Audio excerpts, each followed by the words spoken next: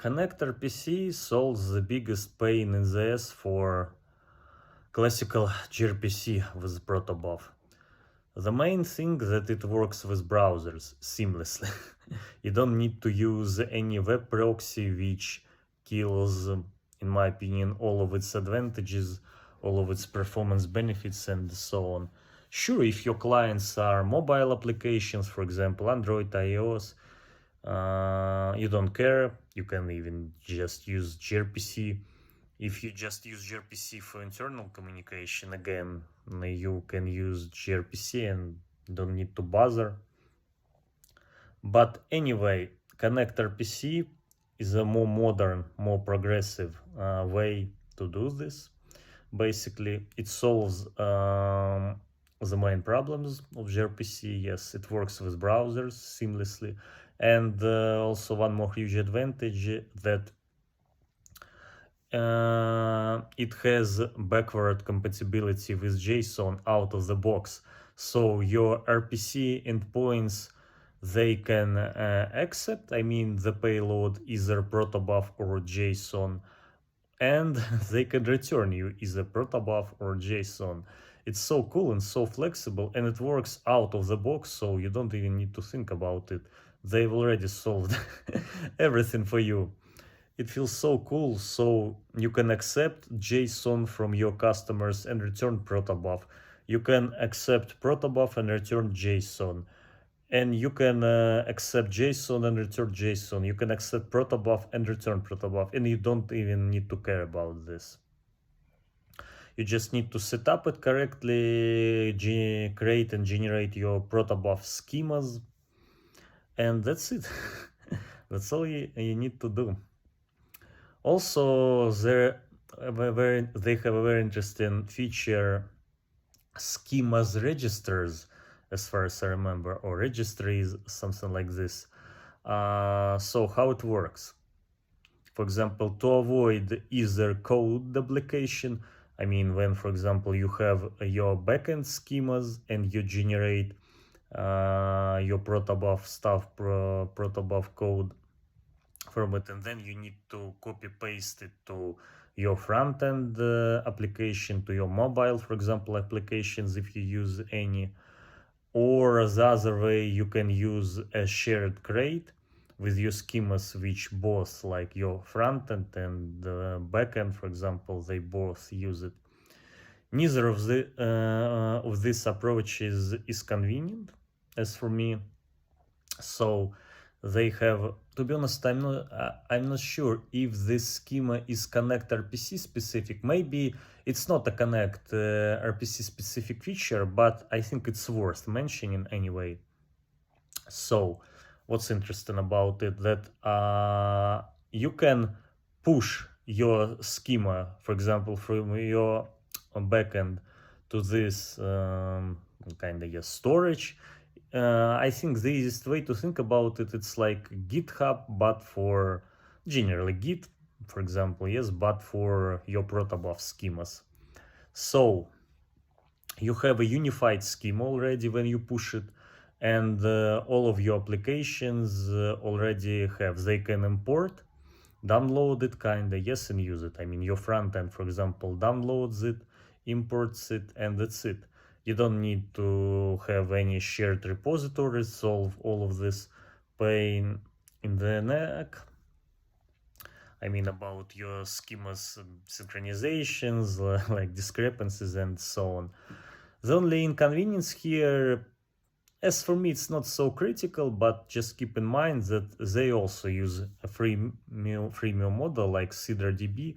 So your first private schema, I mean per project, yes, is free, basically. So for one project is free, but if you need more private repositories, private schemas, need to pay them.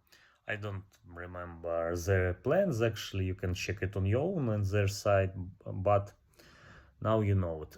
And but they have no limitations for public schemas. So if you're not concerned very much that somebody in theory can see your Protobuf schemas, as for me, it's not such a big deal. Sure, I understand there are some organizations where security is above everything, and for them it's unacceptable. But for such organizations, like, they definitely have like 10-20 bucks per month to pay them, for example, to have their private Protobuf schemas where which nobody has access to. But for me, for example, I'm creating my own startup, I'm creating my own product. I'm not ready to invest a lot of money. Maybe it's wrong, but I'm not ready to pay, for example, for my private schemas. I'm fine that if somebody sees my schemas themselves, I mean my proto files, it's not such a big deal for me. Just different situations, different pros and cons, so you know it.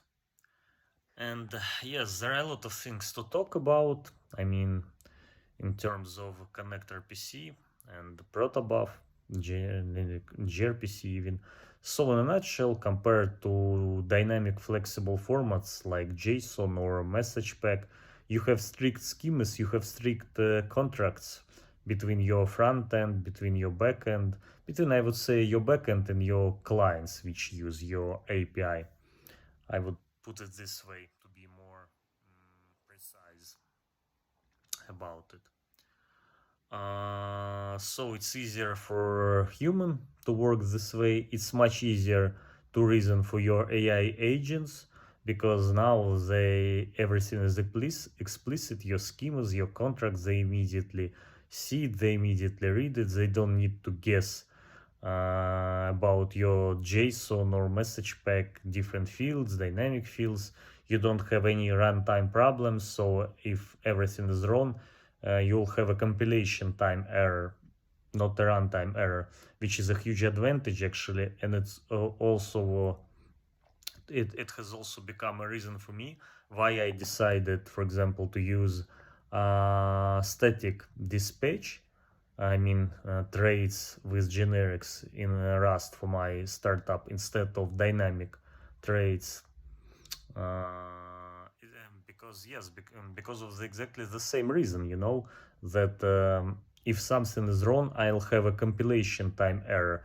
Most probably, just my code analyzer will catch it if it happens.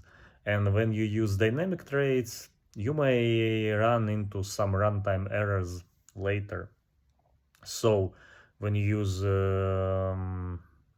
Protobuf, generally, it's not just about ConnectRPC. The same is applicable to gRPC, and I think generally the same is applicable to any binary format which uses schemas like cap and proto or flat buffers, for example. That's a huge advantage. Okay, yeah. I think I'll talk more in my next videos about it, and I'm also gonna show you later my project, my startup, how it works. But it feels really cool, guys. It's it's really great. I also like how reflection works. So your Postman or API dog, whatever tool you use for your backend testing, it can discover all of your RPC endpoints, RPC calls automatically.